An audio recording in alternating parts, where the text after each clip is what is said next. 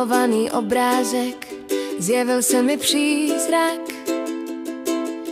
Jemný oblázek v řece plné kamení.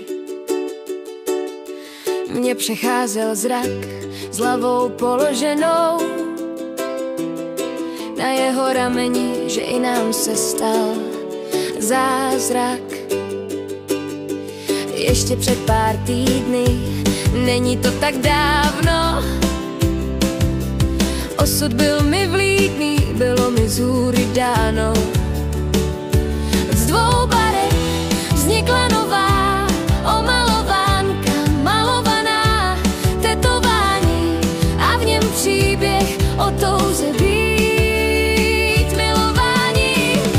Na dobré se dobře zvyká, ale my nedáme se zvyklat. Kdo nevěří, ať se modlí, ať usne ve svém pohodlí. Kdo nevěří, ať se modlí, ať se modlí,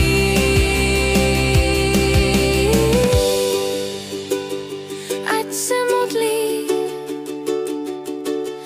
Skládám si básně, už ne tak debky, plné lásky a vášně, a my odlepili